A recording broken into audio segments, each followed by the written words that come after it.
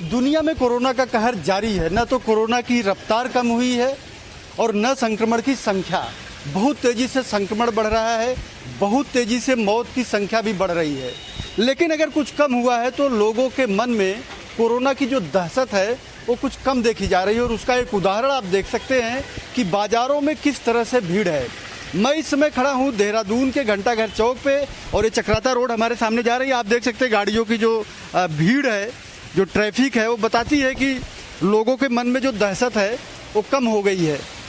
बावजूद इसके जो इसका संक्रमण है तेज़ी से बढ़ रहा है, मौत की संख्या बहुत तेज़ी से बढ़ रही है। आज जब हम बात कर रहे हैं तो लगभग 22,000 से अधिक लोग अपनी जान कोरोना के चपेट में आके खो चुके हैं। और जो संक्रमण की संख्या सिर्फ हिंदुस्तान की बात करें 30 जनवरी से लेकर के आज जब हम 15 जुलाई में बात कर रहे हैं तो लगभग 9.5 लाख से अधिक लोग इसकी संक्रमण की चपेट में आ चुके हैं। धीरे धीरे देश में जो संपूर्ण लॉकडाउन था, टोटल लॉकडाउन था, वो ख़त्म हो चुका है और देश में अनलॉक 2 की जो प्रक्रिया है वो चल रही है। लेकिन ये जो प्रक्रिया चल रही है, क्या यह कोरोना के लिए खतरनाक हो सकती है या नहीं?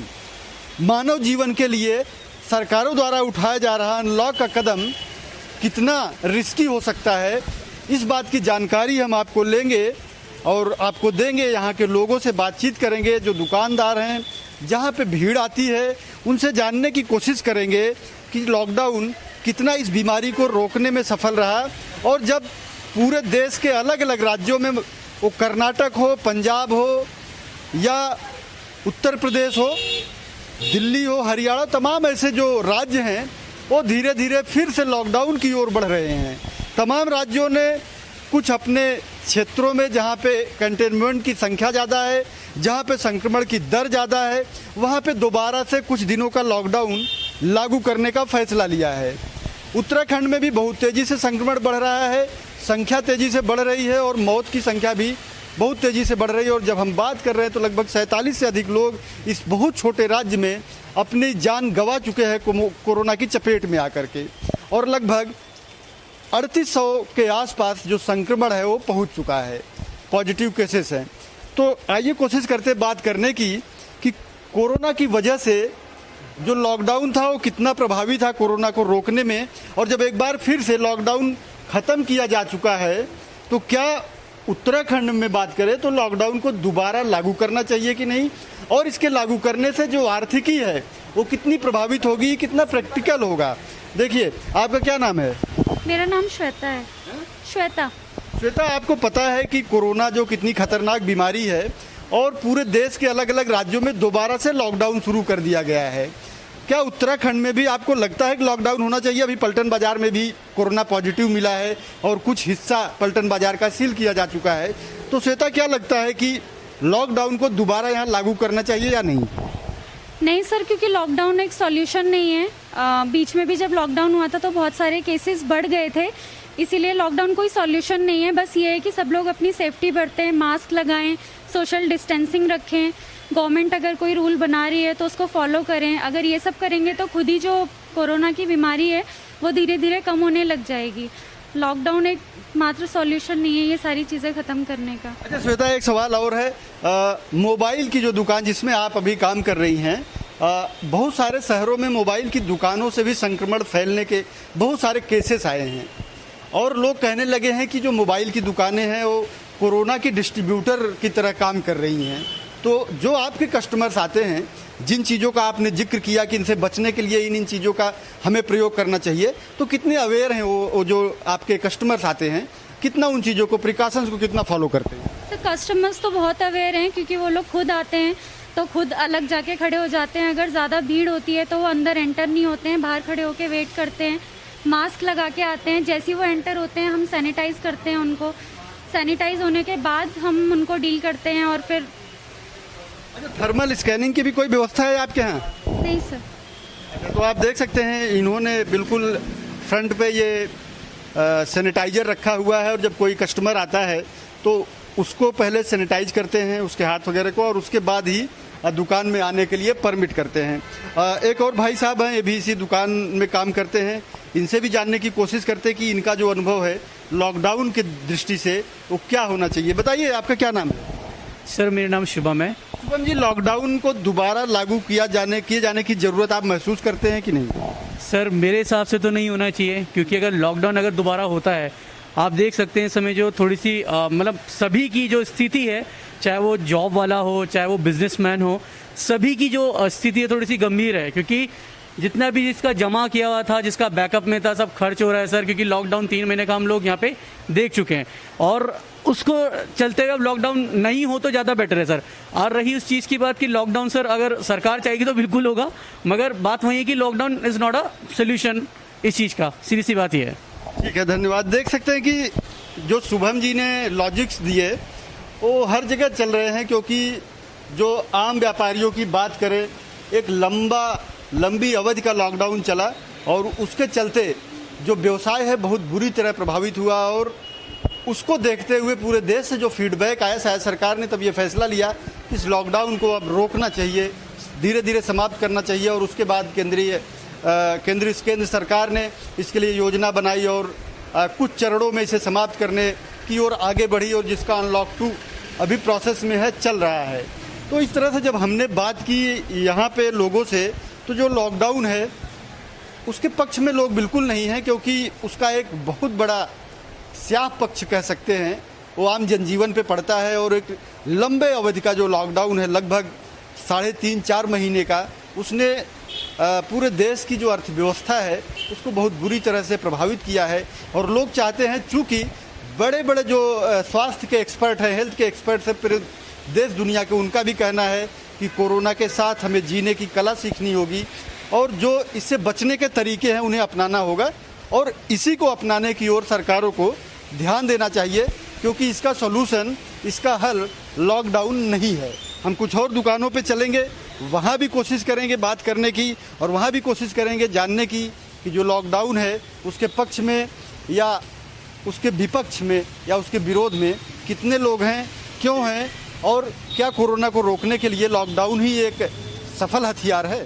हम देहरादून के घंटाघर चौक पे और चक्राता रोड पे अभी लोगों से बातचीत कर रहे हैं, और ये जो चक्राता रोड है ये देहरादून का सबसे बड़ा मोबाइल मार्केट भी माना जाता है। आपको देख सकते हैं दोनों तरफ आपको सिर्फ मोबाइल की ही दुकानें दिखेंगी, और सैकड़ों की संख्या में ये दुकानें यहाँ पे हैं, और शाम को बहुत ज़बरदस्त भीड़ होती है मोबाइल रिपेयर कराने वालों की, परचेज करने वालों की। तो ऐसी दुकानों में भीड़ को किस तरह से रोका जाए और इस बीमारी को लेकर के लोग कितना अवेयर हैं, इसका हम एक तरह से फिजिकल ऑब्जर्वेशन कर रहे हैं, एक भौतिक पर्यवेक्षण कर रहे हैं और जानने की कोशिश कर रहे हैं। तो आप देखिए जो दुकानदार हैं वो कितना इस बात को लेकर के अवेयर। आप देख सकते हैं इन्होंने एक पोस्टर लगा रखा है, प्लीज़ मेंटेन 1 मीटर डिस्टेंस, यानी सोशल डिस्टेंसिंग की बात हो रही है। और यहाँ पे एक पुलिस की तरफ से जो व्यवस्था की गई है अवेयरनेस के लिए, वो भी आप देख सकते हैं किस तरह से इसमें जो डायरेक्शंस है इसको रोकने के लिए वो लागू किए गए हैं। उसके बाद इन्होंने दुकान के अंदर कोई प्रवेश न करे उसके लिए ये व्यवस्था भी कर रखी है। अब इन लोगों से बात करने की कोशिश करेंगे कि ये जो व्यवस्थाएं हैं ये कितना धरातल पे कारगर हैं, यानी प्रैक्टिकल हैं।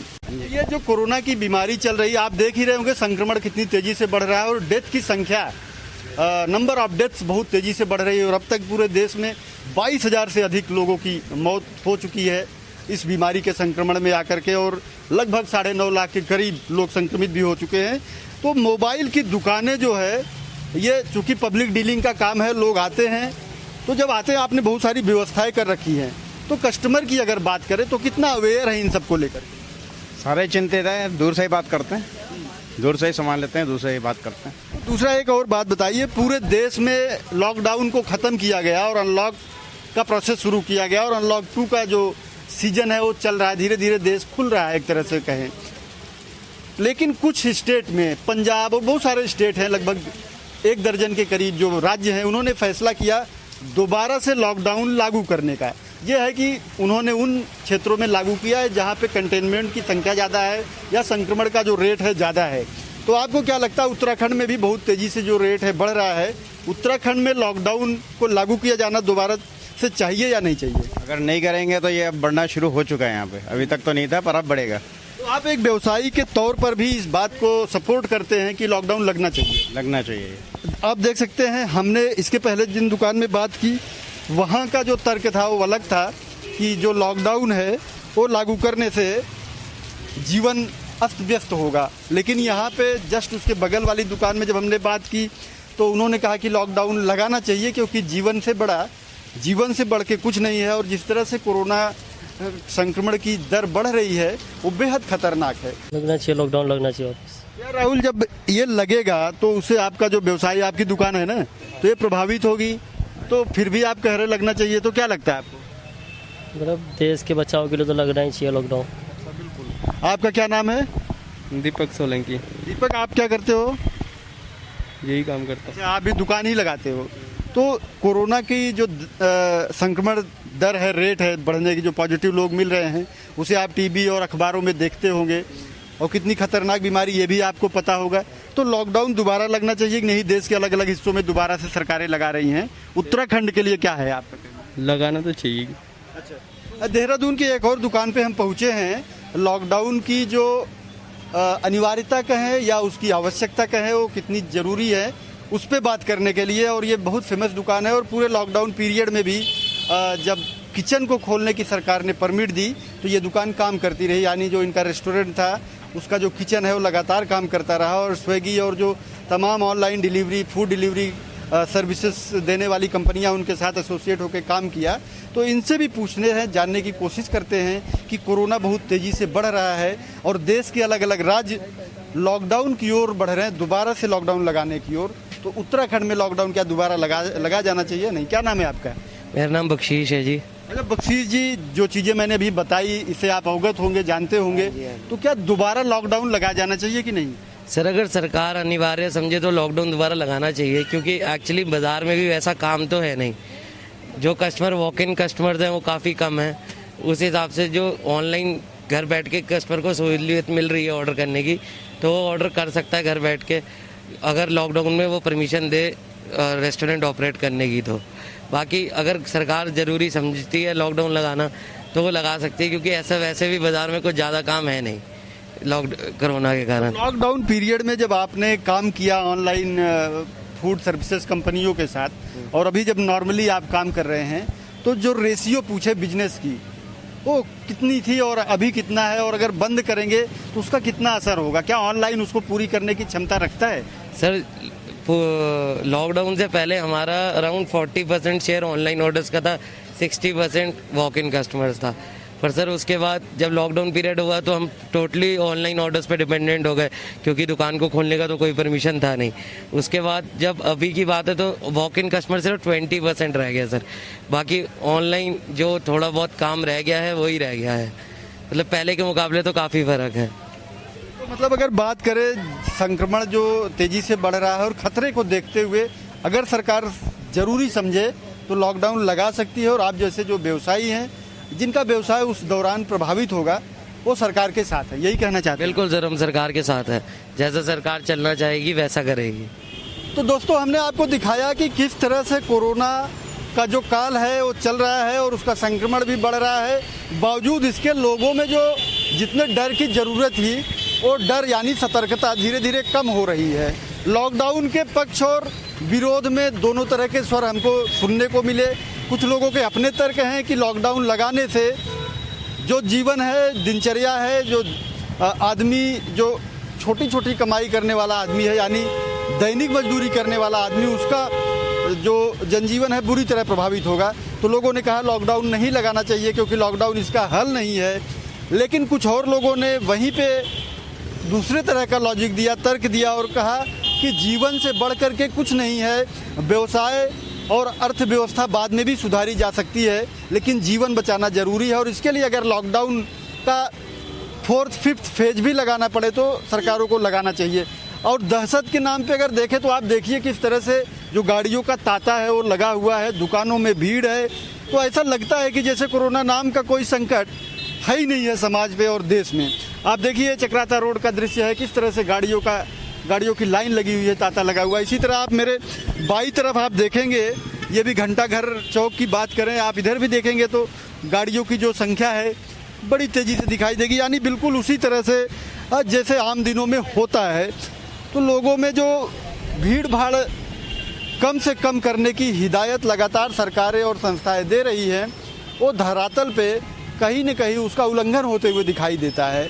तो इस तरह से हम कह सकते हैं कि सरकारों को लॉकडाउन को एक हल के रूप में नहीं मानना चाहिए। लोगों को इस बात के लिए अवेयर करना चाहिए कि कोरोना के साथ जीना है, कोरोना के साथ रहना है, तो उससे बचने के उपाय भी हमें अपनाने होंगे और वो बेहद ईमानदारी से अपनाने होंगे।